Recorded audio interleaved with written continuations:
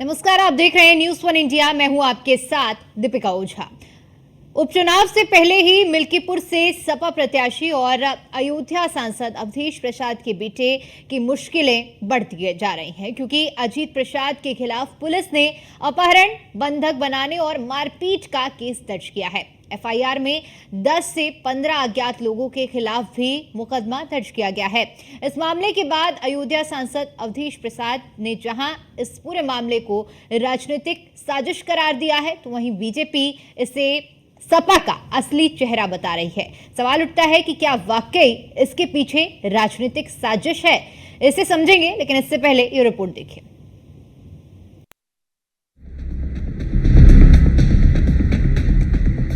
मुश्किल में आए सपा उम्मीदवार, पुलिस के रिकॉर्ड में बने गुनहगार, उपचुनाव से पहले सियासी साजिश, क्या फंसेगी मिल्कीपुर की सीट?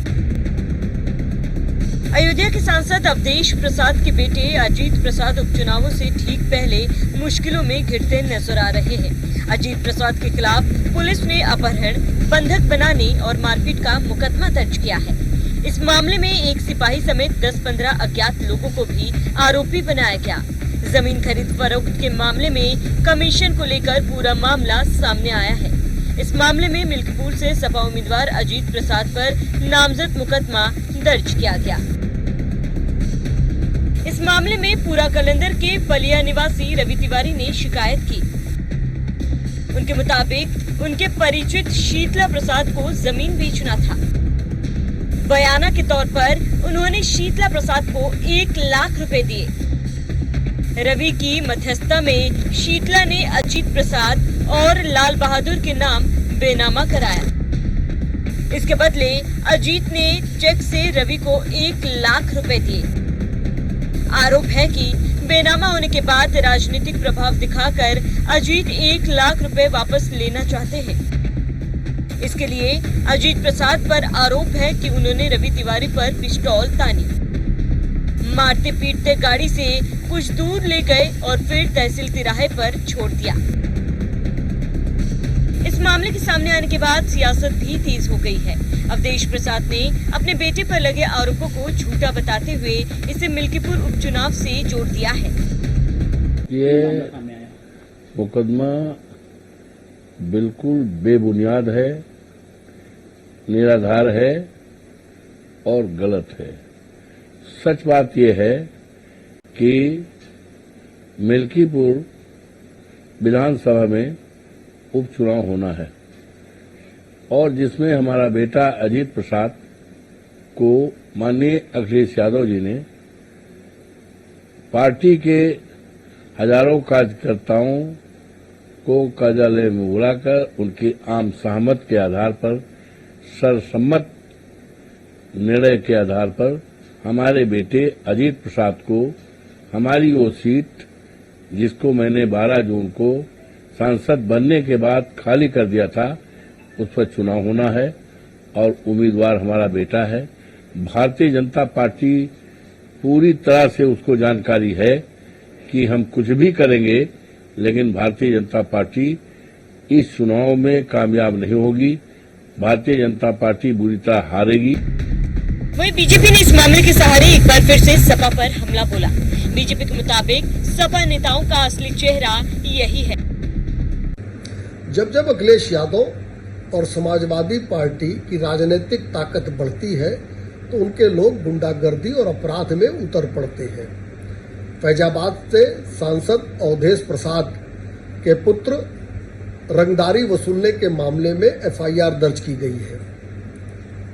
उत्तर प्रदेश में जरूर कुछ सीटें लोकसभा की समाजवादी पार्टी ज्यादा जीत गई है, लेकिन अखिलेश यादव ये भूल गए हैं कि अभी प्रदेश में सरकार भारतीय जनता पार्टी और योगी आदित्यनाथ जी की है। यहाँ कानून को कोई भी हाथ में लेगा वो बख्शा नहीं जाएगा। अवधेश प्रसाद के पुत्र के ऊपर भी एफआईआर दर्ज है, कठोर कानूनी कार्रवाई सुनिश्चित की जाएगी।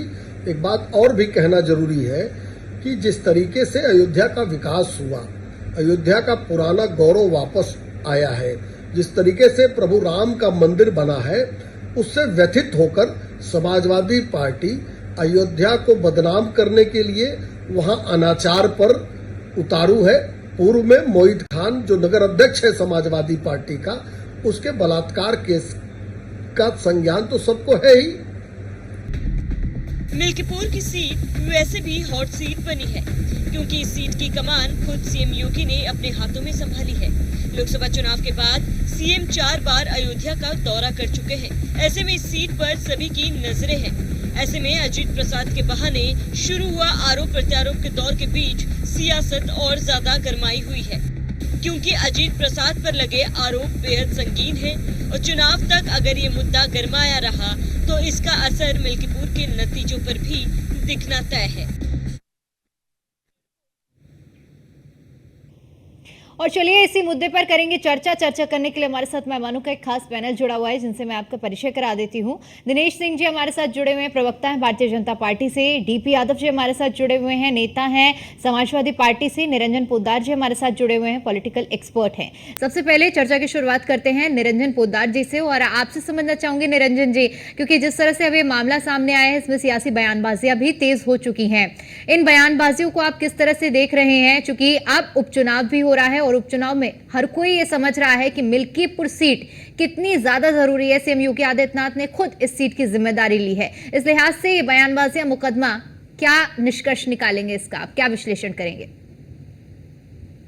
देखिए दीपिका, दो बिंदु हैं, दो बिंदु अलग अलग हैं। अगर आप उनको दोनों को अगर मिक्स करेंगे तो उसका रिजल्ट बदल जाएगा, उसकी जो चीज, उसका उस चीज का अर्थ बदल जाएगा। दो चीजें क्या है, एक है मिल्कीपुर की सीट के ऊपर चुनाव होना है और उस चुनाव के ऊपर समाजवादी पार्टी के नेता है अजीत प्रसाद। ये एक मुद्दा ये है। दूसरा मुद्दा ये है कि एक व्यक्ति जो थाने में जाकर के या शासन प्रशासन के पास जाकर के ये कहता है कि मेरे साथ गलत हुआ, मेरे को मारा गया, पीटा गया, मुझे किडनैप किया गया, मुझे बंधक बनाने का प्रयास किया गया। अब अगर मान लीजिए कोई व्यक्ति किसी विधानसभा से चुनाव लड़ने के लिए जा रहा तो क्या उसके ऊपर मुकदमा नहीं होना चाहिए, या उस व्यक्ति जो पीड़ित व्यक्ति है उसकी सुनवाई नहीं होनी चाहिए? क्योंकि भाई यहाँ पर तो चुनाव है, मिल्कीपुर से वो चुनाव लड़ रहे हैं, इसलिए आपकी कोई सुनवाई नहीं हुई। आप जो भी आप आरोप लगा रहे हैं सच्चे हैं, झूठे हैं, लेकिन हमारे यहाँ संवैधानिक व्यवस्था है ना कि जब भी किसी आदमी के साथ कोई घटनाक्रम होता है वो थाने में जाकर के अपना अपनी एक दरखास्त देता है, उसके ऊपर जांच होती है, जांच के अंदर उसके ऊपर एफआईआर दर्ज होती है, एफआईआर दर्ज होने के बाद में संवैधानिक रूप से केस चलता है। तो क्या वो कोई भी आदमी अगर चुनाव लड़ता है तो क्या वो उस केस से बाहर हो गया, यानी कि उसके ऊपर संविधान की कोई धारा लागू नहीं होगी? तो यहाँ पे दोनों चीजें डिफरेंट है। अगर आप ये कहें कि भाई हम इस चीज को चुनाव के अंदर इस चीज ये हमारे साथ इसलिए हो रहा है क्योंकि हम चुनाव लड़ रहे हैं विधानसभा का, तो मेरे हिसाब से वो आप जो संविधान की प्रति लेकर के घूम रहे हैं उसकी भी कहीं ना कहीं आप अवहेलना कर रहे हैं या उसका भी अपमान कर रहे हैं। मेरा ये मानना है आपको कोर्ट के अंदर जाकर के अपने आप को निर्दोष साबित करना चाहिए, ये साक्ष्य देने चाहिए कि जो आपके ऊपर आरोप लगाया जा रहा है वो आरोप सर्वथा मिथ्या है। एक तरफ आपको अपनी कानूनी लड़ाई लड़नी पड़ेगी, दूसरी तरफ आपको राजनीतिक लड़ाई लड़नी पड़ेगी, और राजनीतिक लड़ाई के अंदर आप जाकर के जनता को ये बताएंगे कि हम जब या हमारे पिताजी जब यहाँ पे विधायक थे तो हमने ये विकास कार्य करवाए थे और आगे हम ये विकास कार्य करवाएंगे। अगर जनता वास्तव में उन चीजों के ऊपर मोहर लगाएगी और आपको अगर वोट ज्यादा पड़ेंगे तो निश्चित रूप से आप चुनाव लड़ेंगे। लेकिन अगर आप ये कह दें कि भाई हम चुनाव लड़ रहे हैं इसलिए हमारे ऊपर कोई एफआईआर नहीं होनी चाहिए, किसी विक्टिम या किसी पीड़ित की कोई सुनवाई नहीं होनी चाहिए, उसका मुकदमा उसके अगर वो उस मुकदमा लिखवाना चाह रहा है तो उसका मुकदमा लिखा नहीं जाना चाहिए, तो मुझे नहीं लगता है कि कोई संविधान की कोई मूल धारा की बात है, संविधान की अवहेलना मानी जाएगी। मेरा तो इतना सा नहीं। ठीक है, डीपी यादव जी आपकी क्या प्रतिक्रिया रहेगी, क्योंकि मिल्कीपुर वो सीट है जिसकी चर्चा मुझे लगता है कि जब से लोकसभा चुनाव हुए हैं और उसके बाद अवधेश प्रसाद ने ये सीट छोड़ी है उसके बाद चर्चा यही रही है, क्योंकि इस सीट पर जिस तरह से अब 10 सीटों के उसमें चुनाव होने हैं और प्रत्याशी को लेकर लगातार अवधेश प्रसाद के बेटे का नाम आगे चल रहा था। अभी मुकदमा, बयानबाजियां आपकी पार्टी की तरफ से भी हो रही हैं और खुद अवधेश प्रसाद का इस पूरे मामले पर बयान सामने आया, क्या कहेंगे इस पर आप? जी नमस्कार, आपने बहुत बड़ी बात की, अच्छी बात है। कि जो ये अयोध्या का प्रकरण हुआ है और देश प्रसाद जी के पुत्र को जिस प्रकार से भारतीय जनता पार्टी की सरकार ने फंसाने की कोशिश किया है, कहीं ना कहीं मिल्कीपुर की सीट भी उसमें एक अहम रोल है, एक अहम कारण है। हमको इसको समझने की जरूरत है। अगर हम इसको सही तौर पर समझेंगे तो पूरी जानकारी हम नहीं ले पाएंगे। इसको हमें कहीं ना कहीं डीप एनालिसिस करने की जरूरत है। इसका विश्लेषण जब हम करेंगे तब हम समझ पाएंगे कि आखिर भारतीय जनता पार्टी की मंशा क्या है। देखिए, जब से 2024 का लोकसभा चुनाव संपन्न हुआ है, भारतीय जनता पार्टी पूरी तौर से बौखला गई है। एक सामान्य सीट पर अयोध्या पर समाजवादी ने इतिहास वहां आने वाले अवधेश पासी जी को जिस प्रकार संसद में भेजने का काम किया है, भारतीय जनता पार्टी के दीपी जी, आपकी आवाज सही से हम तक पहुंच नहीं पा रही है, चूंकि टेक्निकल इशू है। इसे ठीक कराते हैं और मैं एक बार फिर से आपका रुख करूंगी।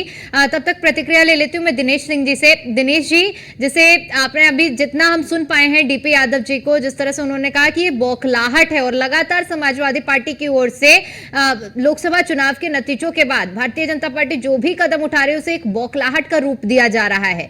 आप इस पर क्या कहेंगे? क्या जी, असल में समाजवादी पार्टी को लग रहा है कि लोकसभा सीटों में कुछ सीटें जीत गए हैं। इनको भ्रम हो गया है कि उत्तर प्रदेश में शायद समाजवादी पार्टी की सरकार बन गई। जैसे समाजवादी पार्टी के शासन में समाजवादी पार्टी के नेता सिर्फ नेता नहीं गुंडे का काम करते थे। उनको यही लग रहा है, भ्रम हो गया है कि कुछ भी कर दे बख्श दिए जाएंगे। ऐसा नहीं हो सकता है। अभी कह रहे थे ना कि उसका केस का एनालिसिस करना चाहिए। डीपी यादव की जितनी बात आपने सुनाई उसमें यही था, लब बोलो आप कि गलत है, इसकी एनालिसिस करनी चाहिए। तो अयोध्या में जो घटना हुई थी अवधेश प्रसाद के जीतने के बाद एक बच्ची के साथ जो दुराचार हुआ था, उसमें भी समाजवादी पार्टी कह रही थी कि पहले उसका भी एनालिसिस हो जाए।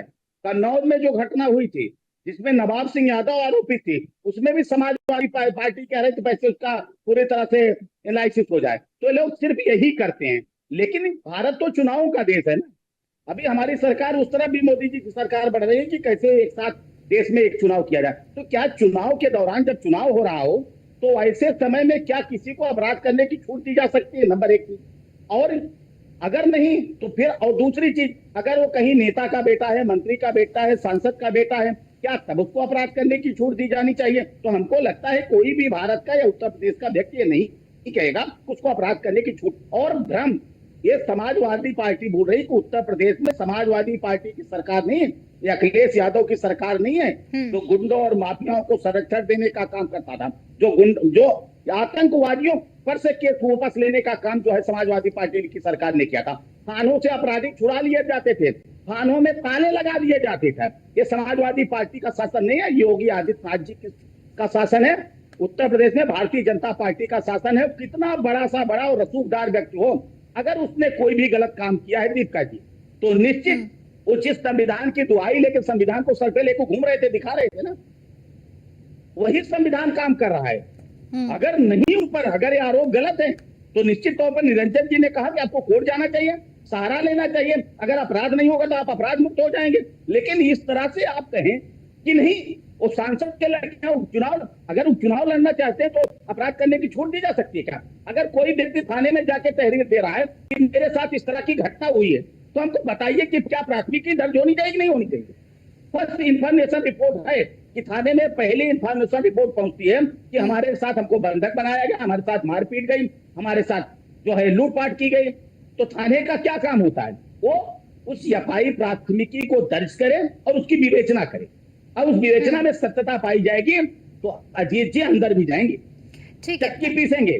ठीक ये योगी आदित्यनाथ सरकार है, इसलिए भ्रम नहीं होना चाहिए किसी भी बड़े नेता को। ठीक है डीपी यादव जी, दिनेश सिंह जी की आपने बात सुनी होगी, जिस तरह से उन्होंने कहा कि जिस संविधान की प्रतियों को आप माथे से लगाकर संसद के अंदर तक आप समाजवादी पार्टी के नेता गए हैं, उसी संविधान के तहत काम हो रहा है और उसी संविधान के तहत प्रक्रियाएं चल रही हैं। अगर आपको लगता है कि गुनहगार हैं तो न्यायालय का दरवाजा है आपके पास, इसमें इतना हो हल्ला क्यों? देखिए, संविधान में कितना विश्वास रखती है भारतीय जनता पार्टी, ये उत्तर प्रदेश की नहीं पूरा देश जानता है। और कहीं न कहीं 2024 के लोकसभा चुनाव में इस प्रदेश के लोगों ने इस बात को प्रमाणित कर दिया कि भारतीय जनता पार्टी संविधान के साथ खिलवाड़ करती है, संविधान विरोधी है, लोकतंत्र विरोधी है, कानून को नहीं मानने की पार्टी है। ये आप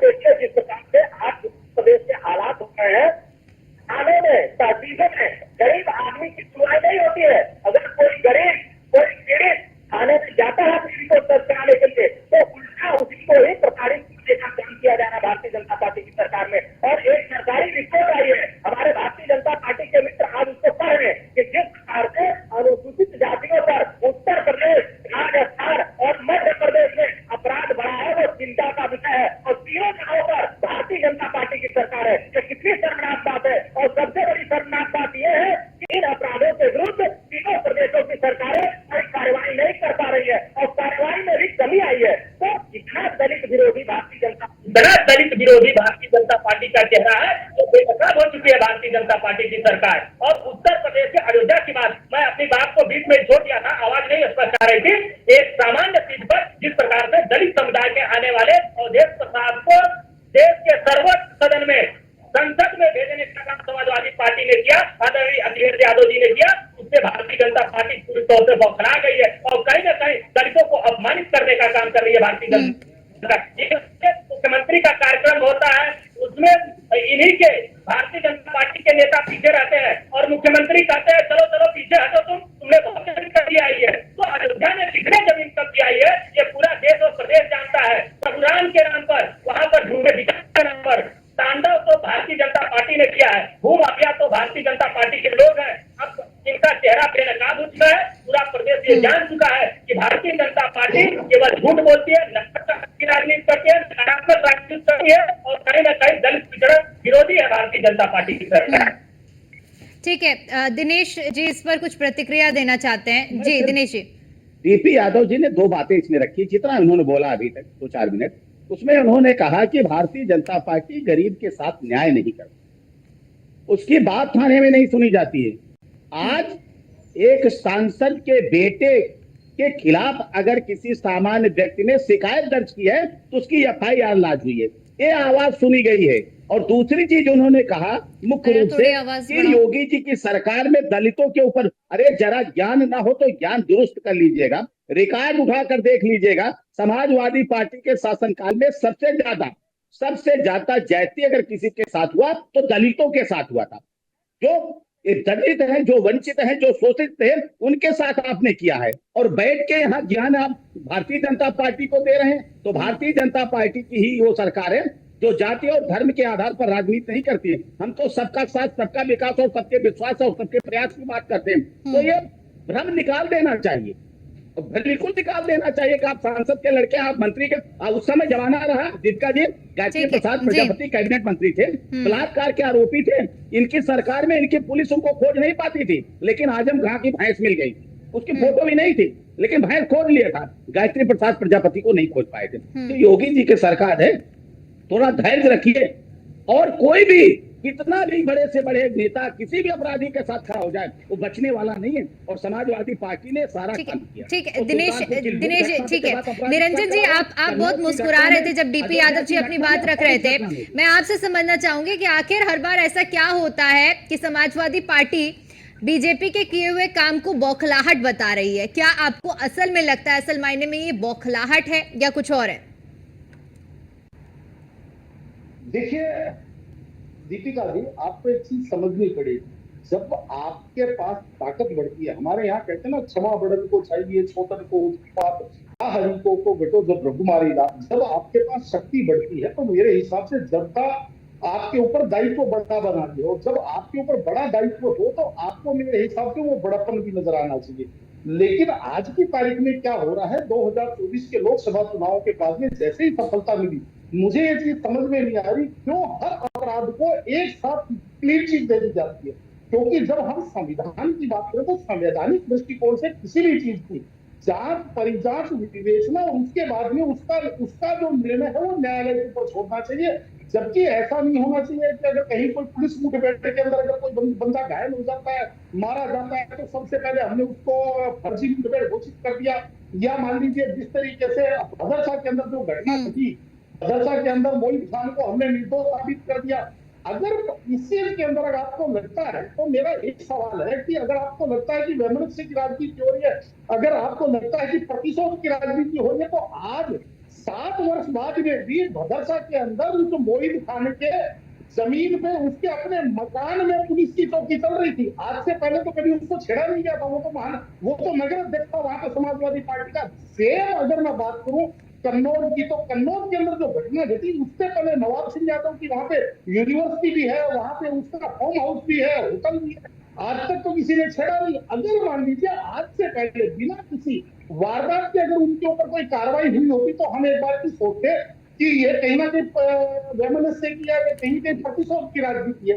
लेकिन वास्तविकता ये है कि जब कोई आदमी अपराध में लिप्त पाया जाता है, उसके बाद में उसका सारा बायोडाटा खींचा जाता है। आज मान लीजिए मैं किसी अपराध में पाया जाऊंगा तो मेरे मोबाइल में क्या क्या आपत्तिजनक है, पुलिस और इन्वेस्टिगेशन एजेंसियां उसको भी निकाल लेंगी। उसके बाद में कहूँ कि मैं तो 3 साल से गड़बड़ कर रहा था, आप आज आपने मुझे मेरी ये गड़बड़ क्यों निकाली? तो ये न्यायोचित नहीं है। जब आप संविधान की बात करते हैं तो आपको ये कहना चाहिए कि अगर अजित प्रसाद ने कुछ गलत किया है तो उसको संवैधानिक दृष्टिकोण से उसकी विवेचना हो।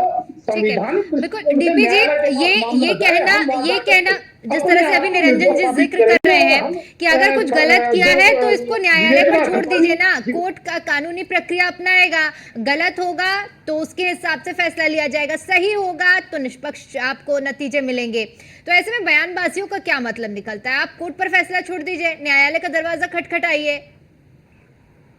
निश्चित रूप से न्यायालय का दरवाजा हम खटखटाएंगे, लेकिन जिस प्रकार से भारतीय जनता पार्टी टारगेट करके सिलेक्टिव तरीके से समाजवादी पार्टी के नेताओं को परेशान करने का काम कर रही है, ये लोकतंत्र के लिए बहुत ही दुखद और दुर्भाग्यपूर्ण बात है। पूरा प्रदेश जानता है, ये जिले की यही कहानी है। हर थाने पर समाजवादी पार्टी के नेताओं को गलत तरीके से प्रताड़ित किया जा रहा है, उनको गलत मुकदमे में फंसाया जा रहा है। भारतीय जनता पार्टी की सरकार के इशारे पर कहीं न कहीं उनको प्रताड़ित करने का काम किया जा रहा है, लेकिन इसका जवाब मिलेगा। समाजवादी पार्टी जरूर इसका जवाब देगी, और समाजवादी पार्टी डरने वाली पार्टी नहीं है। समाजवादी पार्टी भारतीय जनता पार्टी को चैन से जीने नहीं देगी। चलिए ठीक है, एक बहुत छोटी सी प्रतिक्रिया दिनेश जी से, क्योंकि समय कम है। जी दिनेश जी, संक्षिप्त में अपनी बात रखिए। लेकिन जो कह रहे हैं, जो इन्होंने कहा कि इनको तो शर्मसार होना चाहिए।